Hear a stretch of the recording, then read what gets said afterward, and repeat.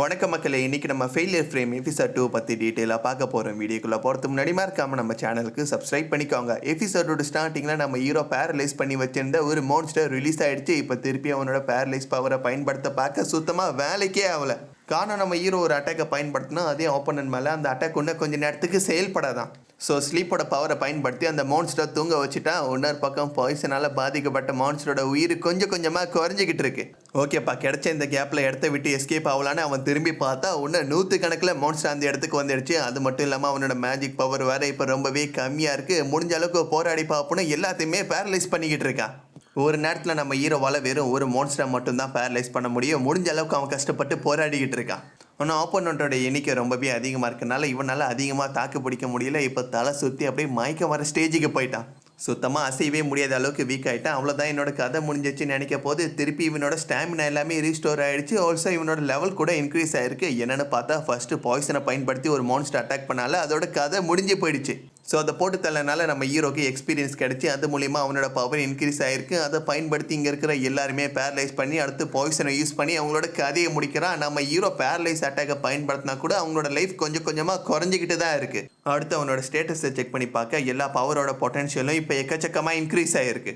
ஒரு பர்ஃபெக்டான சான்ஸ் எனக்கு கிடைச்சிருக்கு. இதை கண்டிப்பாக வேஸ்ட் பண்ணக்கூடாதுன்னு முடிஞ்ச அளவுக்கு அங்கே இருக்கிற மான்ஸ்டரோட கதை எல்லாத்தையுமே முடிச்சு அவன் கொஞ்சம் கொஞ்சமாக ஸ்ட்ராங்காக மாறிட்டு இருக்கா. நம்ம ஹீரோட ஸ்ட்ரென்த்தை பார்த்து மிச்ச மான்ஸ்டர் எல்லாமே சண்டை போகிறதுக்கு எண்ணமே இல்லாமல் அந்த இடத்த விட்டு ஓடி போயிடுச்சுங்க.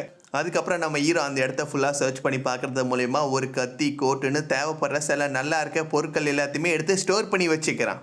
பல மணி நேரம் தொடர்ந்து சண்டை போட்டனால நம்ம ஹீரோக்கு இப்போ செமையாக பசிக்குது. போட்டு தள்ள மான்ஸ்டரை வேறு வழியே இல்லாமல் அவன் சாப்பிட்லான்னு முடிவெடுக்கிறான். பாய்சன் போகிறதுக்கு கொஞ்சம் நேரம் வெயிட் பண்ணதுக்கு அப்புறமா அதோட கறியை எடுக்கலான்னு பார்க்க, பட் அதோட ஸ்கின் ரொம்பவே ஆடாக இருக்கனால இவனால் வெப்பனை யூஸ் பண்ணி கூட சுத்தமாக அதை பேஸ் பண்ணவே முடியல. வேறு வழியே இல்லாமல் அதை கண்ணை நோண்டி எடுக்க, பட் அதோட உடம்பு ஃபுல்லாமே ஆசிட் இருக்கனால நம்ம ஹீரோவால் அந்த கண்ணை கூட இப்போ சரியாக சாப்பிட முடியல. சாப்பாடு இல்லாமல் நான் செத்தே போயிடுவோம் போல இருக்குன்னு அவன் அப்படியே கவலையில் படுக்க பக்கத்தில் இருக்க அவனோட பேக்கை பார்க்குறான். அதில் இருக்க க்ரீன் கலர் ஸ்டோன் கொஞ்சம் பெருசாக இருக்குது. இப்போ அவனோட மேஜிக் பவரை பயன்படுத்தினதுக்கு அப்புறமா அந்த பேக்குள்ளேருந்து அவனுக்கு சில ஸ்நாக்ஸும் கொக்கோ கோலாவும் கிடைக்குது. இந்த பேக்கோட பவர் என்னன்னு இவனுக்கு ஒன்றும் சரியாக தெரியல. இதுக்கப்புறம் சாப்பாடு வருமானு கூட இவனுக்கு கொஞ்சம் சந்தேகமாக இருக்குது. அதனால இப்போ வயிறு ஃபுல்லாமே சாப்பிட்டு அதுக்கப்புறம் உள்ளே இருக்க மான்ஸ்டர் எல்லாத்தையுமே வேட்டையாடி போட்டு தள்ளி கொஞ்சம் கொஞ்சமாக இவனோட லெவலை ஒன்றும் இன்க்ரீஸ் பண்ணிக்கிட்டே இருக்கான். போகிற வழி ஃபுல்லாமே எக்கச்சக்கமான எலும்பு கூட இருக்குது. இங்கே வர மனுஷங்க யாருமே இந்த மான்ஸ்டர்ஸ் விடாமல் கருணையை காட்டாமல் கதையை முடிக்குதுங்க. பேரலைஸ் அண்ட் பாய்சன் பவர் ரெண்டுத்தையும் யூஸ் பண்ணி அங்கே இருக்கிற எல்லா மான்ஸ்டரோட கதையும் கொஞ்சம் கொஞ்சமாக முடிச்சிட்டு இருக்க. இவனோட கண்ணு இன்னொரு பக்கம் கலங்குது. காரணம் அவனோட வாழ்க்கையில் ரொம்பவே சந்தோஷமாகவும் யாரையும் துன்படுத்தாமல் இருக்கணும்னு நினச்சான். ஆனால் இப்போ விருப்பமே இல்லாமல் பல மான்ஸ்டர்ஸை வேட்டையாட வேண்டிய நிலைமைக்கு அவன் தள்ளப்பட்டிருக்கான். சின்ன வயசுலேருந்து நம்ம ஹீரோட அப்பா எப்பயுமே அவனை அடித்து டார்ச்சர் மட்டும்தான் பண்ணுவார். அவங்க அம்மாவும் எந்த விஷயத்தையும் கண்டுக்கவே இல்லை. என்னோட வாழ்க்கை அவ்வளோதான், இப்படியே நான் முடிஞ்சிட போதுன்னு நினச்ச நம்ம ஹீரோக்கு காப்பாற்றுறதுக்காக அவனோட ஆன்ட்டியும் அங்கிளும் வந்தாங்க. கஷ்டத்தில் இருக்க நம்ம டோக்காவை காப்பாற்றி அவங்க தான் வளர்த்தாங்க. ஸ்கூல்லேயும் படிக்க வச்சாங்க. அவங்க எப்படி நம்ம ஹீரோக்கு உதவி பண்ணி அவனோட வாழ்க்கையை மாற்றினாங்களோ அதே மாதிரி இவனும் மற்றவங்களுக்கு உதவி பண்ணணும்னு நினச்சான். பட் அப்படிப்பட்ட வாழ்க்கை நம்ம ஹீரோட கையை விட்டு இப்போ போயே போச்சு.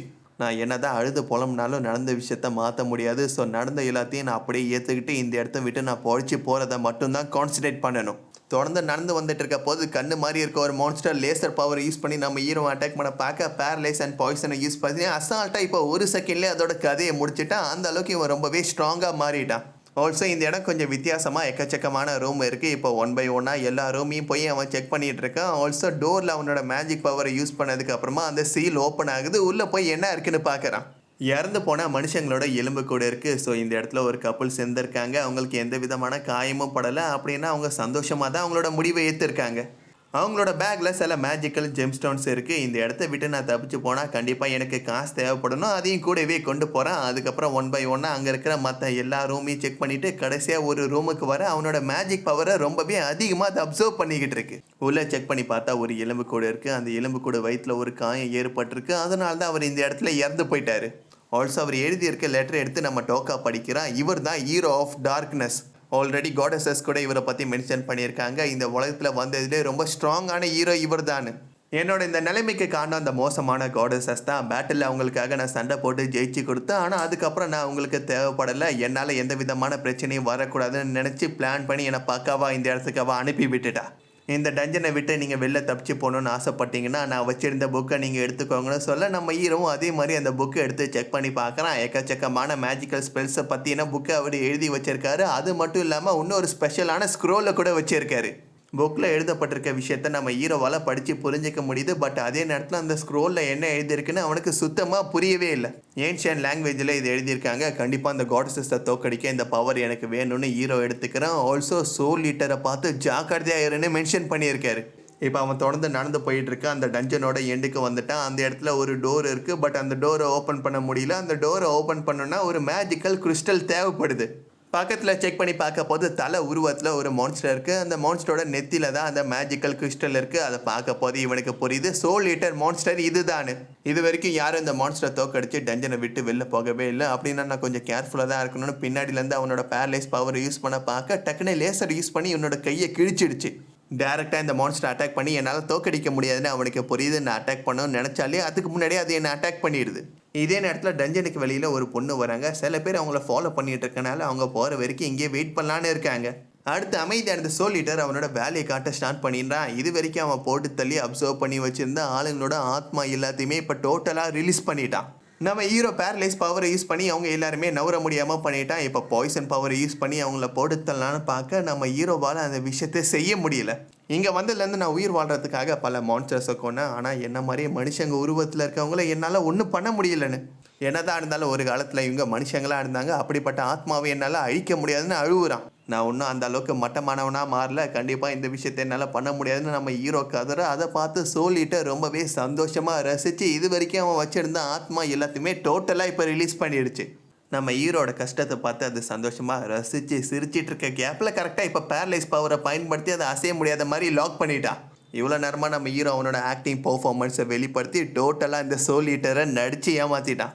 சோல் ஈட்டரை டேரெக்டாக அட்டாக் பண்ண முடியாதுன்னு நம்ம ஹீரோக்கு தெளிவாக புரிஞ்சதுக்கப்புறம் அதை ஏமாற்றலான்னு முடிவெடுத்துட்டான். இதுவும் ரொம்பவே சந்தோஷமாக நம்ம ஹீரோ பற்றி சுத்தமாக கண்டுக்காத கேப்பில் அதை போட்டு தள்ளுறதுக்கு பிளான் பண்ணிட்டான். மற்றவங்க யாரையும் காயப்படுத்தக்கூடாதுன்னு இவ்வளோ நாளாக என்னோட உண்மையான மனசாட்சியை நான் மறைச்சி வச்சுருந்தனால தான் எல்லாரும் என்ன காயப்படுத்தியிருக்காங்க. இதுக்கப்புறமும் என்னோட வாழ்க்கையை நான் அப்படி கண்டினியூ பண்ண போகிறதில்ல. நான் உயிரோட இருக்க என்ன வேணால் பண்ணலான்னு முடிவுக்கு வந்துட்டேன். மாட்டிக்கிட்ட சோல் ஈட்டர் கஷ்டப்பட்டு அசையை பார்க்க அதோட உடம்புல இருக்க டேமேஜ் தான் ஒன்றும் எக்கச்சக்கமாக இன்க்ரீஸ் ஆகிட்டு இருக்கு. நம்ம ஹீரோ இப்போ ஒரு புது விஷயத்தை கண்டுபிடிச்சிருக்கான். பேரலைஸ் ஆக போது மற்றவங்க நவர பார்த்தா ஸோ டேமேஜ் தன்னால் அதிகமாகுன்னு இப்போ பாய்சன் பவரை பயன்படுத்தி அதுக்கப்புறம் ஸ்லீப்போட பவரை ஆக்டிவேட் பண்ணி அவங்களோட கதை எல்லாத்தையுமே டோட்டலாக காலி பண்ணிட்டான். சோல் ஈட்டர் பிடிச்சி வச்சிருந்த ஆத்மா இப்போ ரிலீஸ் ஆகிட்டாங்க. எல்லாருமே நம்ம ஹீரோக்கு தேங்க்ஸ் சொல்கிறாங்க. டஞ்சனில் நம்ம ஹீரோக்கு கிடைச்ச பொருள் எல்லாத்துக்கும் சொந்தக்காரவங்க இவங்க தான்.